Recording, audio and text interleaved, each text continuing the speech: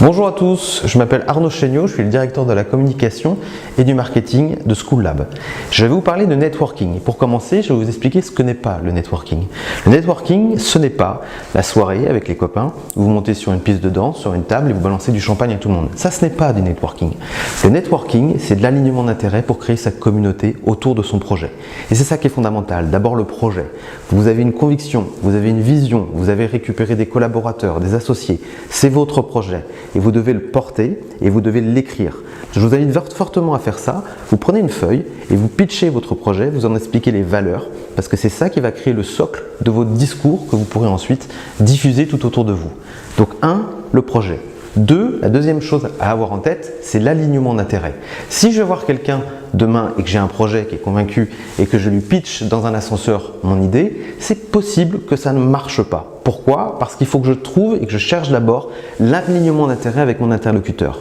Lui, il a peut-être un intérêt à me porter, mais il faut que je le comprenne.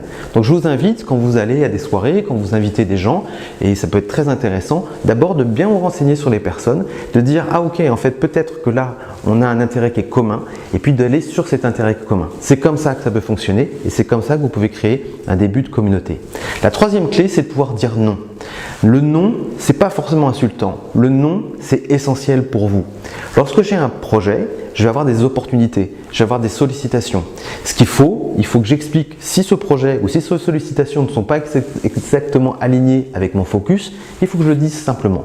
Pas maintenant, ou non, ce n'est pas aligné avec mon focus. Prenez les gens de manière intelligente, les gens sont intelligents, peut-être parfois un peu passionnés parce qu'eux-mêmes ont des projets, il faut juste être élégant, mais c'est extrêmement important de pouvoir et de savoir dire non si celui-ci ne correspond pas à votre projet. L'autre clé, c'est, on va appeler ça le bon sens paysan. Le bon sens paysan, c'est quoi? C'est je dis ce que je fais ce que je dis. Et ça, c'est essentiel. Je ne fais pas de fausses promesses, je ne fais pas de plan sur la comète, j'exécute ce que je peux promettre. C'est essentiel parce que ça vous amène au dernier point, qui est celui, on va appeler des petites graines. Dans mon expérience, je suis peut-être un peu plus vieux que vous, un peu de barbe blanche, j'ai vu des synchronicités, j'ai vu des moments incroyables où des gens que j'avais rencontrés 10 ans avant, parce que je les avais aidés à un moment précis, sont revenus me voir, ou alors on s'est recroisés, et à ce moment-là, ils ont pu m'aider. Ça, c'est essentiel. Quand vous avez une interaction avec quelqu'un, vous plantez une petite graine. Cette petite graine, elle peut donner un ortie, elle peut donner une fleur, mais elle peut aussi donner un baobab. Donc ça, c'est quelque chose qu'il faut travailler sur le long cours. Pour pouvoir travailler sur le long cours, moi je vous invite à bien noter les numéros de téléphone des gens. Je vous invite à faire des petits tableaux.